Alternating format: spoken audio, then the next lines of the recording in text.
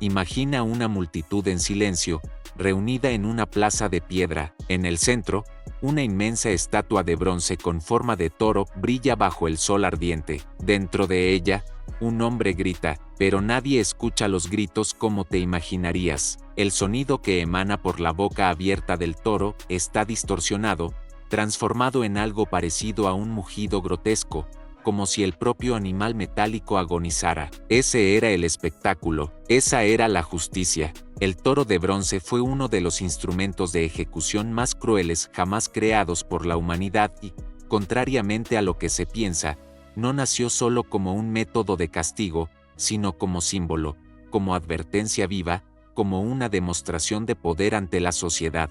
Y no estaba solo.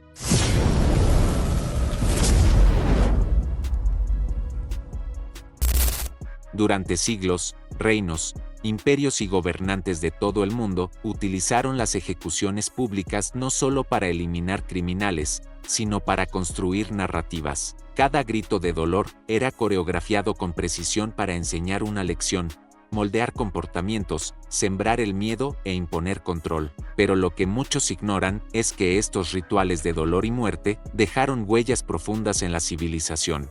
En este video, recorreremos los pasillos más oscuros de la historia, pasando por arenas, plazas y campos de ejecución, para entender cómo la sangre derramada en nombre de la ley moldeó culturas enteras, y cómo el eco de esas prácticas aún nos alcanza hoy. Prepárate, porque esto no es solo un viaje al pasado, es un espejo de lo que seguimos siendo. En la antigüedad, la justicia rara vez era un acto privado o silencioso. Al contrario, era pública, teatral y muchas veces brutal. Para las sociedades antiguas, el castigo no era solo una respuesta al crimen, era un ritual de purificación, una demostración de autoridad y, sobre todo, una advertencia. Ciudades como Babilonia, Roma y Atenas creían que el miedo colectivo mantenía el orden mejor que cualquier muralla o espada. Cuando alguien cometía un crimen, su castigo se transformaba en espectáculo. Era el teatro del dolor,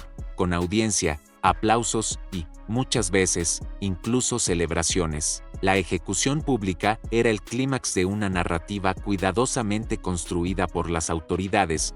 El criminal era deshumanizado, expuesto, torturado y finalmente eliminado ante los ojos atentos de la población.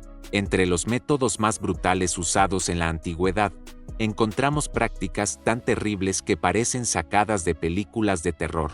El desollamiento, por ejemplo, consistía en remover la piel de la víctima aún viva, centímetro a centímetro, mientras la sangre corría y la multitud observaba. El empalamiento, popularizado por imperios orientales y más tarde por figuras como Vlad el Empalador, consistía en atravesar el cuerpo del condenado con una estaca afilada, muchas veces sin alcanzar órganos vitales, prolongando así la agonía por horas, incluso días. La crucifixión, quizás la más simbólica, era usada por los romanos no solo como castigo, sino como humillación pública. También existía el suplicio de la rueda, y en Roma, las arenas vieron a miles de personas ser devoradas por bestias ante un público en éxtasis. Pero ninguno de estos métodos se compara, en términos de sadismo simbólico, con el toro de bronce. Inventado en Sicilia, en la ciudad de Agrigento, el toro de bronce fue ideado por un artista llamado Perillos,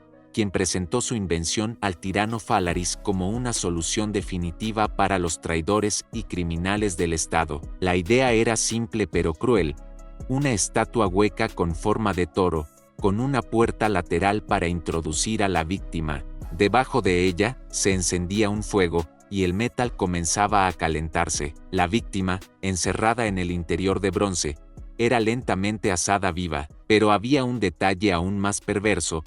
Perillos desarrolló un sistema de tubos y resonadores que distorsionaban los gritos, haciéndolos parecer mugidos del propio toro. La ironía final es que el propio Perillos, al demostrar la eficacia de su invento al tirano, fue colocado dentro de él para probar los efectos sonoros. Fálaris, convencido de la calidad de la invención, ordenó encender el fuego. Así, el primero en oír su voz transformada en rugido de dolor fue el propio creador de la máquina. El toro de bronce no era solo una herramienta de ejecución, era un mensaje claro.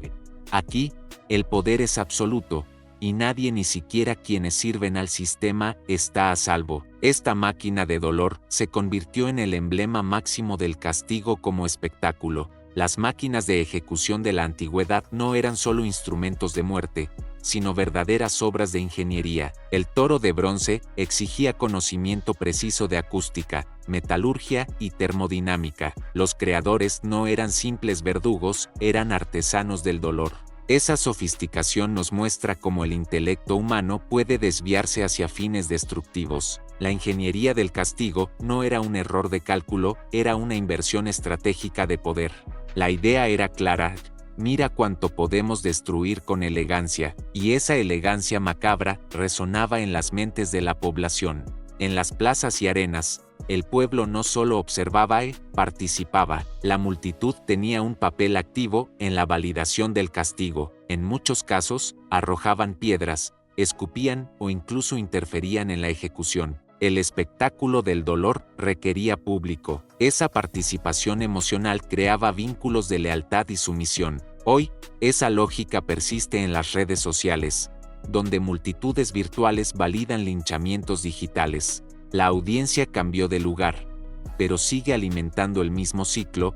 Cuanto mayor el número de testigos, más fuerte el impacto del castigo. Una de las preguntas más profundas que plantea este tema es: ¿eran estas ejecuciones justicia o venganza institucionalizada? Muchos de los métodos utilizados no tenían como objetivo rehabilitar o corregir al condenado, tenían como objetivo destruir, deshumanizar y causar impacto emocional. Cuando el sistema se dedica más al dolor que a la corrección, deja de ser justicia y se convierte en espectáculo de venganza. El problema es que, al naturalizar la violencia como respuesta, toda la sociedad se transforma. Hoy en día, todavía confundimos castigo con venganza. Un aspecto muchas veces ignorado en las ejecuciones públicas era la presencia de niños. En varias civilizaciones, era común llevar a los hijos a presenciar los castigos, como parte de la educación moral. Esta exposición temprana al dolor moldeaba personalidades y generaba adultos más sumisos. Hoy, aunque no hay ejecuciones en plazas,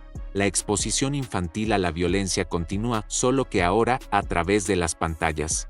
Películas, series, videojuegos, videos con agresiones y humillaciones circulan con facilidad, y los ojos infantiles siguen mirando. Tal vez estemos viviendo el último acto de esta larga tragedia llamada castigo público. Poco a poco, el mundo ha empezado a cuestionar el papel del dolor en la justicia, pero el deseo humano de ver castigo sigue presente, aunque disfrazado. Reality shows, cancelaciones y escándalos transmitidos en vivo son formas modernas de juicio colectivo. El público todavía quiere sangre, aunque simbólica. La pregunta que permanece es: ¿estamos listos para cerrar el telón? ¿O seguiremos representando los mismos rituales con nuevas tecnologías? El toro de bronce puede haberse derretido con el tiempo, pero su espíritu aún resuena en nuestra sociedad. La forma en que tratamos el dolor, la justicia y el error humano dice mucho sobre quiénes somos como civilización. Si el castigo público de la antigüedad se realizaba con hierro y fuego,